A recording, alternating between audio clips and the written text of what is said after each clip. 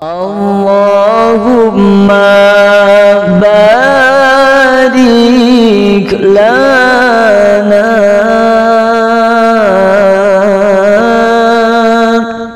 fi Rajab wa Sya'ban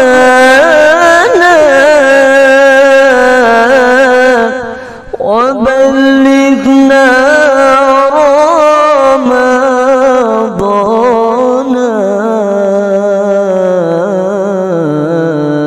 yassir lana umurana.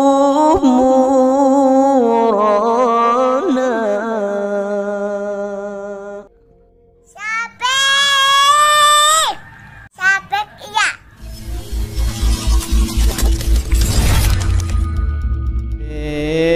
الذي ترجى شفاعته لكل هول من الأهوال مقتحم مولاي صل وسلم أبدا على حبيبك خير الخلق كلهم يا ربي بالمصطفى بلغ مقاصدنا واغفر لنا ما مضى يا واسع الكرم. Alhamdulillahi Rabbil Alamin wabihi nasta'inu ala umuri dunya waddin. Wassalatu wassalamu ala ashrafil anbiya'i wal mursalin Sayyidina wa maulana Muhammadin al-mab'uthi rahmatan lil alamin. Amma ba'd. Rabbi shrah li sadri wa yassir li amri wahlul 'uqdatam min lisani yafqahu qawli. Subhanaka la ilma lana illa ma 'allamtana innaka antal alimul hakim. Jamaah musalla Ar-Ridha yang dimuliakan oleh Allah Subhanahu wa taala. Alhamdulillah, berkat izin Allah, berkat nikmat Allah, berkat karunia Allah, berkat hidayah Allah Subhanahu wa taala, kita semuanya dapat berkumpul kembali di majlis, di musalla yang dirahmati oleh Allah Subhanahu wa taala. Alhamdulillah.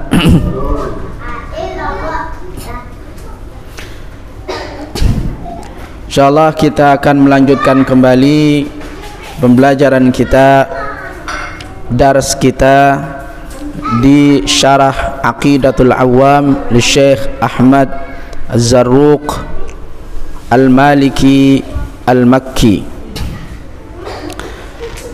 Kita masuk di bait yang nomor ke-7. Qala radhiyallahu anhu wa qa'imun ghaniyun wa wahidun wa hayy qadir muridun alimun bikulli syai'. Wa qa'imun ghaniyun, ini kita melanjutkan kembali sifat-sifat Allah Subhanahu wa ta'ala. Dijelaskan bahwa sifat Allah Subhanahu wa ta'ala bagi aqidatu ahli sunnah wal jamaah itu ada berapa? 20.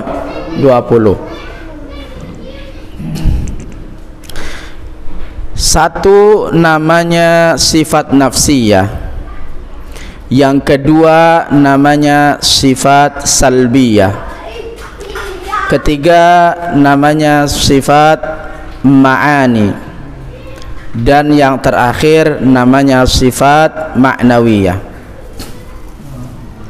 Sifat nafsiyah itu artinya sifat yang hanya dimiliki oleh Allah Subhanahu wa ta'ala, dan jumlah sifat nafsiyah itu hanya satu, yaitu wujud.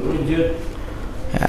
Jadi yang berhak dan akan selalu ada itu hanyalah Allah Subhanahu wa ta'ala. Makanya Allah Subhanahu wa ta'ala namakan dirinya adalah wujud. Oleh aqidatus sunnah wal jamaah, ahli sunnah wal jamaah dinamakan wujud ini adalah sifat nafsiyah, karena hanya Allah Subhanahu wa ta'ala yang memiliki sifat ada. Selain daripada Allah itu akan tiada. Makanya adanya sifat ada itu hanyalah milik Allah, namanya sifat nafsiyah. Selanjutnya adalah sifat salbiyah. Apa itu sifat salbiyah? Sifat salbiyah adalah sifat-sifat yang selainnya, lawan daripada sifat-sifat ini itu tiada dimiliki oleh Allah Subhanahu wa ta'ala. Apa saja sifat salbiyah? Sifat salbiyah ada qidam, baqa, mukhalafatul lil hawadisi, qiyamuhu binafsihi, wahdaniyah. Sifat salbiyah, karena tidak mungkin Allah itu tidak kekal, karena tidak mungkin Allah itu sama dengan makhluknya, dan tidak mungkin juga Allah tidak berdiri sendiri. Semuanya harus dimiliki oleh Allah Subhanahu wa ta'ala. Makanya itu disebut dengan sifat salbiyah. Nah, kita masih berada di pembahasan sifat salbiyah. Pada malam hari ini kita akan membahas sisa daripada sifat salbiyah milik Allah Subhanahu wa ta'ala. Selanjutnya adalah qaimun ghani. Kata muallif daripada Aqidatul Awam bahwa Allah Subhanahu wa ta'ala harus qaimun ghani, harus berdiri sendiri. Artinya apa? Berdiri sendiri, bersendiri-sendiri, artinya mausufun bil qiyami bin nafsi fala yahtaju ila ahad aw syai'in minal asya'. Bahwa Allah Subhanahu wa ta'ala di dalam kekuasaannya itu berdiri sendiri, tidak membutuhkan bantuan orang lain, makhluk lain, karena sifatnya Allah Subhanahu wa ta'ala adalah qiyamuhu binafsihi. Artinya apa? Bahwa selain Allah Subhanahu wa ta'ala tidak memiliki sifat qiyamuhu binafsihi, karena qiyamuhu binafsihi itu adalah sifatnya Allah, dan sifat Allah yang bernama qiyamuhu binafsihi adalah termasuk daripada sifat-sifat salbiyah. Ya, tidak mungkin Allah tidak berdiri sendiri, itu namanya sifat salbiyah. Oleh karena itu Allah berbeda dengan makhluknya, di mana makhluknya ciptaan Allah Subhanahu wa ta'ala itu akan selalu tidak independen. Ya, qiyamuhu binafsihi itu bahasa kita yang kita sederhanakan adalah independen. Siapa di antara makhluk ciptaan Allah yang bisa independen? Enggak ada. Bahkan manusia pun sejak dia itu dilahirkan ke dunia ini, itu sampai sekarang besar sama butuh kepada orang lain. Buktinya apa?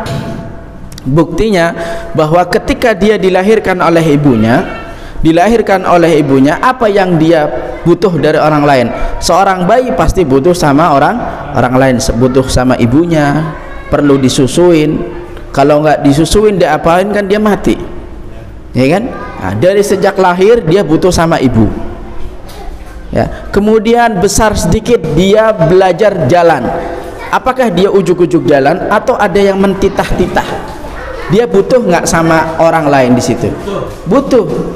Dia mau belajar jalan saja, dia mau harus ada orang lain yang membantunya untuk berjalan.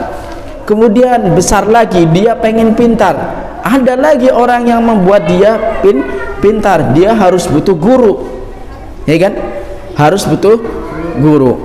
Bahkan ya, makanan manusia saja itu harus butuh orang lain. Apa? Butuh orang lainnya ketika kita mau makan, Pak, ketika kita mau makan, ya, apakah kita mesti nanam padi dulu, habis itu kita rebus dulu, ya kan, dimasak dulu, kemudian masak lauknya, kelamaan gak makan, ya kan Pak? Ketika kita makan saja kita butuh sama orang lain, harus ada yang nanam padinya, harus ada yang masaknya, ya kan? Kalau kita punya uang harus kita keluarkan uangnya buat beli beras, buat beli lauk. Itu artinya apa? Kita dari segitu saja, dari hal yang kecil kita sudah tidak independen, kita tidak bisa berdiri sendiri. Nah, itu dari makan saja, dari makan, apalagi dengan urusan-urusan yang lain. Ya, misalkan saya mau bikin ini namanya meja. Apakah kita nih ketika mau bikin meja, ya, kalau memang kita benar-benar punya sifat qiyamuhu binafsihi seperti Allah Subhanahu wa taala, ketika kita membuat meja, kita seharusnya ya nanam pohon dulu, Pak. Nanam pohon.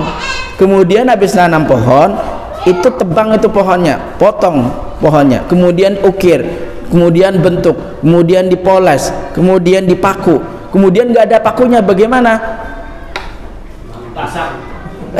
Cari dulu bajanya, kan repot, ya kan? Itu membuktikan bahwa manusia tidak bisa independen, bahkan di dunia, bahkan ketika hidup di masyarakat. Makanya aplikasi daripada qiyamuhu binafsihi, ya kan, kita tidak bisa hidup sendirian. Bagaimanapun juga kita butuh sama orang lain. Sepinter apapun kita, sehebat apapun kita tidak ada apa-apanya kalau tidak ada orang lain. Maka dari situ jangan selalu sombong. Kalau bukan orang tua, kita siapa? Kalau bukan teman, kita itu siapa? Jangan lupakan orang-orang yang telah membantu kita, karena jasa mereka kita itu ada. Kita itu jadi something daripada nothing. Kita menjadi something karena ada someone, karena ada seseorang.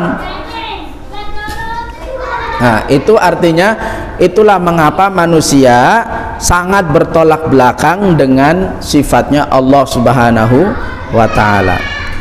Ketika kita tidak ada nih, aplikasi daripada qiyamuhu binafsihi nih, aplikasinya adalah ketika kita tidak ada, maka kita butuh orang lain supaya membantu kita sukses, supaya kita bisa berkarir. Ya, ketika kita sudah bisa naik tangga 1, naik lagi 2, naik lagi 3, dan seterusnya, kita jangan sampai lupa tangga 1 dan 2, 3 yang sudah kita lewati. Kalau bukan tangga 1, 2, 3, nggak mungkin kita bisa naik ke atas. Ya, itulah mengapa kita harus butuh orang lain. Bahkan seorang pemimpin pun harus punya asisten, ya kan? Punya asisten, punya bendahara, punya sekretaris, semuanya dibutuhkan, karena tidak mungkin melayani masyarakat dengan seorang diri. Itu aplikasi daripada qiyamuhu binafsihi. Kenalilah diri kita, insya Allah kita akan lebih tawadu, insya Allah kita akan lebih mengenal diri kita, siapa kita dan mesti apa harus kita lakukan setelahnya. Oke, itu yang qiyamuhu binafsihi. Selanjutnya dan yang terakhir daripada sifat salbiyah adalah wahdaniyah, wa qaimun ghani wa wahidun wahai. Sifat yang terakhir daripada sifat salbiyah adalah wahdaniyat. Apa itu wahdaniyah? wahdaniyah itu berasal daripada wahid. Wahid. Wahid itu artinya apa? Satu. Kalau satu masih ada dua. Kalau satu masih ada dua. Yang pantas adalah tunggal atau esa.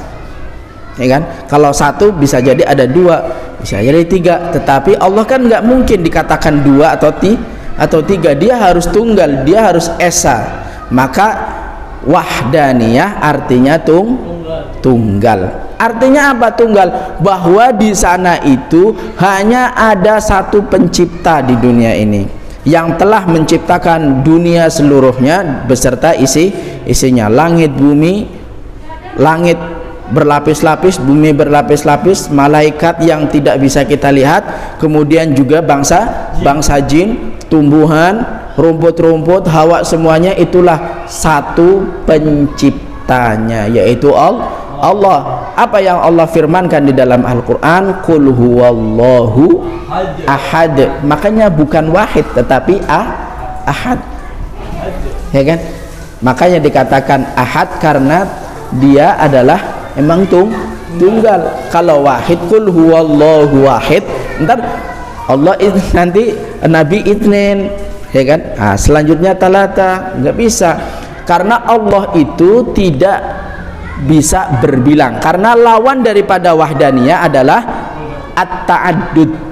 Ta'addud itu bukan artinya poligami, karena poligami juga artinya ta'addud. Ya, bahasa Arabnya ta'addud bukan, tapi ta'addud di sini artinya berbilang. Jadi Allah Subhanahu wa taala itu tunggal, tidak berbilang. Kenapa? Kalau Allah itu tunggal tidak berbilang, ya, kalau berbilang itu sama dengan majusi. Sama dengan apa? Majusi. Majusi itu mengakui bahwa di sana ada kekuatan lebih daripada satu. Ya, ada apa? Ada dewa baik, ada dewa buruk. Nah, itu majusi, ya kan? Nah, ataupun Nasrani, ya kan, yang mengakui adanya trinitas. Nah, tidak. Makanya qul huwallahu ahad. Makanya di dalam Al-Quran itu dikatakan bahwa Allah berkata kepada Nabi Isa alaihissalam, wahai Isa, apakah kau berkata kepada kaummu, untuk menjadikan kamu itu sebagai Tuhan? Ternyata dijawab oleh Nabi Isa, oh tidak, enggak, saya tidak pernah berkata demikian. Saya hanya melakukan apa yang engkau perintahkan saja.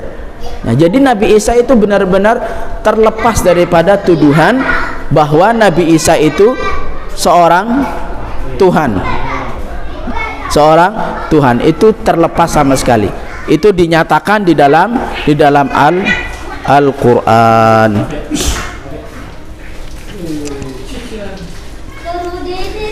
Oke. Makanya wahid al-wahdaniyah maknaha adamut ta'addud fi dzat was sifat wal af'al. Bahwasanya Allah Subhanahu wa taala itu adalah tunggal, baik itu di dalam zatnya, baik itu di dalam sifatnya, baik itu di dalam af'alnya, fi'ilnya.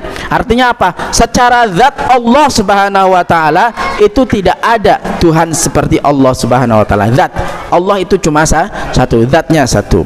Kemudian wahdaniyah di dalam sifatnya. Sifatnya itu hanya semuanya milik Allah Subhanahu wa taala. Yang kita sebutkan tidak ada dimiliki oleh makhluk. Kemudian bahwa Allah Subhanahu wa taala juga wahdaniyah di fi'ilnya. Artinya apa? Ketika Allah Subhanahu wa taala melakukan sesuatu, maka hanya Allah Subhanahu wa taala yang sebenarnya melakukan hal tersebut, karena Allah Subhanahu wa taala zat yang tunggal. Ketika manusia menyembuhkan, ya, ketika manusia menyembuhkan penyakit, sesungguhnya kata-kata menyembuhkan itu namanya kan fi'il. Menghidupkan juga fi'il. Artinya fi'il apa? Fi'il artinya kata kerja.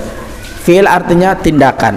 Maka sesungguhnya yang dilakukan oleh manusia itu adalah fi'il daripada Allah Subhanahu wa ta'ala. Cuma Allah titipkan kepada manusia. Kenapa dokter bisa menyembuhkan? Karena itu atas izin Allah. Padahal hakikatnya yang menyembuhkan itu adalah Allah. Nah, itu makanya wahdaniyah fi dzati was sifati wal af'al. Makanya di sini dikatakan falaisa li ahadin sifatun ka sifatillahi ta'ala. Maka tidak ada seorang pun di dunia ini yang memiliki satu sifat saja seperti sifatnya Allah Subhanahu wa ta'ala. Berbanding kebalik ya dengan makhluknya Allah Subhanahu wa ta'ala. Saat Allah Subhanahu wa ta'ala menyatakan dirinya bahwa dirinya adalah wahdaniyah, maka makhluk adalah tidak wahdaniyah tetapi ta'addud. Artinya apa? Kalau wahdaniyah kan tunggal, kalau lawannya tunggal itu artinya banyak. Makanya kita tidak terlintas apapun di benak kita bahwa Allah itu mirip sama dia, Allah itu sama seperti itu, nggak ada. Tetapi kalau makhluk manusia itu ada. Misalkan ya kan sekarang lagi populer, kemarin lagi trending banget kan masalah artis. Siapa yang mirip nih? Ada artis fulan, dicari kembarannya, ternyata ada kembarannya, ya kan? Itu baru mirip. Nah, itu baru mirip. Itu ada secara fisik itu mirip. Manusia itu mirip, ada kemiripan. Itu namanya ta'addud. Bukan lagi wahdaniyah, bukan itu satu lagi, bukan tunggal lagi, tetapi ada mirip. Ada lagi contoh. Itu secara fisik. Ada lagi secara sifat. Mungkin satu orang, ya kan? Ya, satu orang ini dekat, akrab dengan orang yang lain. Kenapa? Karena banyak sifat yang mirip satu sama yang lainnya, makanya dia bisa dekat, ya kan? Bisa dekat. Karena apa? Kalau orang tidak banyak ketidaksamaannya, dia tidak akan menyatu, dia akan memisah. Itu makanya dari sifat itu ada kesamaan. Nah, itu adalah at-ta'addud di dalam sifat, dan juga tadi at-ta'addud di dalam zat. Baik. Qul huwallahu ahad. Satu syair dikatakan oleh Abul Atahiyah, wa fi kulli syai'in lahu ayatun tadullu ala annahul wahidu.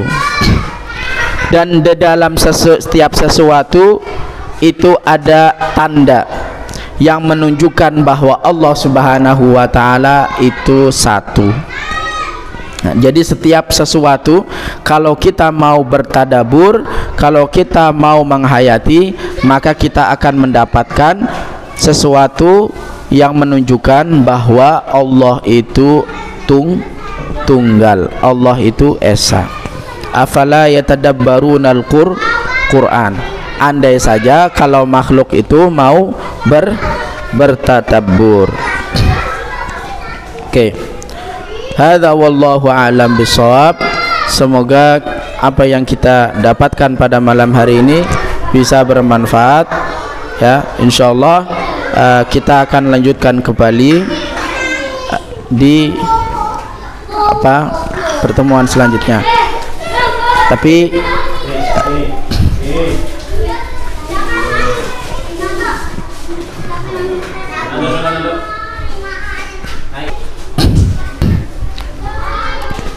mari kita tutup kajian pada malam hari ini dengan membaca kafaratul majlis. Subhanakallahumma wa bihamdika asyhadu an la ilaha illa anta astaghfiruka wa atubu ilaik.